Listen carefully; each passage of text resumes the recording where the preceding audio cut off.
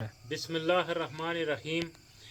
मैं जब ज़िक्र करता हूँ आज़ाद कश्मीर कानून साज असम्बली में अपने 12 जो कानून साज असम्बली के मेंबर हैं उनका जो पाकिस्तान में मुकीम है और वहाँ से कश्मीरियों की नुमाइंदगी कर रहे हैं, तो इसमें फिर जब मुख्तलिफ़ चीज़ों को आप लेंगे तो जब तक इन 12 सीटों का ख़ात्मा नहीं करेंगे तो कभी ये आज़ाद कश्मीर के जो इंतखाबात हैं ये एक वामा, एक तखय्युल, एक फजूल मश्क, एक बिल्कुल हम एक ऐसी चीज़ कर रहे हैं कि जिसमें हमारे माली वसाइल ज़ाया हो रहे हैं, हमारी सलाहियतें लग रही हैं, रियासत का बजट लग रहा है और उसके नताइज मतलूबा नहीं निकल रहे। मतलूबा नताइज इसलिए नहीं निकल रहे कि जो पाकिस्तान में मिस्त्री बैठे हुए हैं जिन्होंने यहाँ की हुकूमत को कायम करना है, उन्होंने ये तय किया होता है पहले से, इलेक्शन से साल पहले उन्होंने तय कर दिया होता है कि ये 12 सीटें फलाने ये इस तरीके से इन अफराद को जानी है। और वो अफराद वहाँ चूँकि वो ताजर ज़हनीत के लोग हैं तो वो वहाँ करोड़ों के हिसाब से अपनी पाकिस्तान की जो जमातें हैं उनको पैसे दे के टिकट ले लेते हैं। और वो बहुत आसान हदफ इसलिए है कि वो 180, 200, 250 वोट होता है एक एक सीट पे, तो वो आसानी से उनको यानी मनज़म करके तो उस बंदे को जिताया जा सकता है। जो भी जमात आज तक की तारीख में पाकिस्तान में इक़्तिदार में हुई है तो उसी के बंदे आ गए हैं। हत्ता कि हमने माजी करीब में ये भी देखा कि MQM के 2 बंदे भी आज़ाद कश्मीर कानून साज असम्बली के मेंबर रहे हैं। हाँ जी, MQM के भी बात समझ गए ना। मैं या उस तरीके से मैं आपको समझाऊं कि हाजरीन और नाजरीन कह के, तो वो बंदे भी रहे हैं और वो बंदे माशाल्लाह से वज़ीर भी रहे हैं। और अब अल्लाह खैर करे तो आपकी आज़ाद कश्मीर कानून साज असम्बली से वो पेंशन भी ले रहे हैं जो माना लाखों के हिसाब से, और ता हयात लेंगे। ये एक इस किस्म की कहानी है कि इसका कोई और हल नहीं है। ये यहाँ दुरुस्त ना एक कोई फ़र्द ना।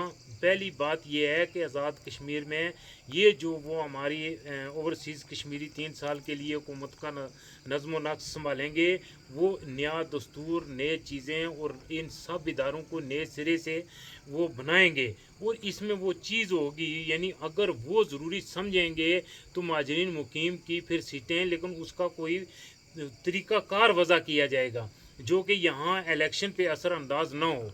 फिर उसके तरीक़ेकार वो उस तरह वज़ा करेंगे जो कि जब पाकिस्तान में आम इंतखाबात होते हैं उसी रोज़ आज़ाद कश्मीर में भी इंतखाबात हों कानून साज असम्बली के, ताकि ये जो हुज्जत है ये उन यानी कश्मीरियों के पास या जो हारने वाले उनके पास ये बचे ही ना कि ये जो पाकिस्तान से आपने वहाँ से हम पे मुसल्लत कर दिए हैं। देखें इस तरह कश्मीरियों के अंदर भी अंदर एक लावा पक रहा है।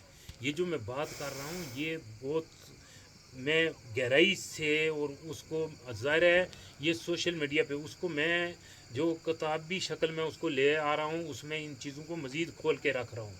लेकिन ये एक प्लेटफार्म है जिससे सिर्फ मैं यानी हेडलाइन और सुर्खियाँ जो वो आपके सामने पेश कर रहा हूँ। बाकी यकीनन मेरा जितना ये देखने और मेरे सुनने वाला ये तबका है, ये सब लोग संजीदा किस्म के लोग हैं। ये जो 20-25 हज़ार लोग मुझे देखते हैं या मेरी पोस्टों को आगे शेयर करते हैं, मैं इनकी लियाकत को, इनकी समझ को का इदराक रखता हूँ। मुझे पता है ये बड़े संजीदा लोग हैं और इसीलिए मैं सिर्फ एक एक हेडलाइन ही आपके सामने पेश कर रहा हूँ। इसकी जो तफासील हैं वो आपके लिए और अक्ल खिर्द रखने वालों के लिए मालूम और मारूफ हैं।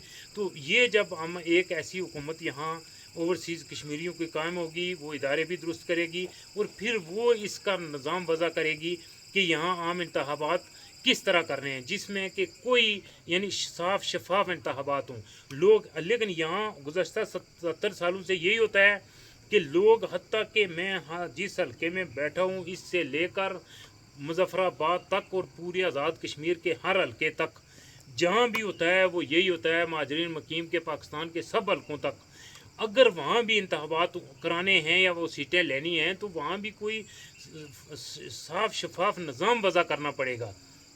इस तरह हम कब तक अपने माली वसाइल ज़ाया करते रहेंगे? ये कितना जुल्म है कि कश्मीरियों के बच्चे आला तालीम हासिल करके पैलियाँ बेच कर, ट्रैक्टर बेच कर बैरून मुल्क जाके नौकरियाँ कर रहे हैं और वो लोग جو ہم پر مسلط کیے گئے ہیں وہ یہاں سے آ کے ہمارا بجٹ بوریوں میں بھر کے ایسے لے کے جا رہے ہیں، وما توفیقی الا باللہ۔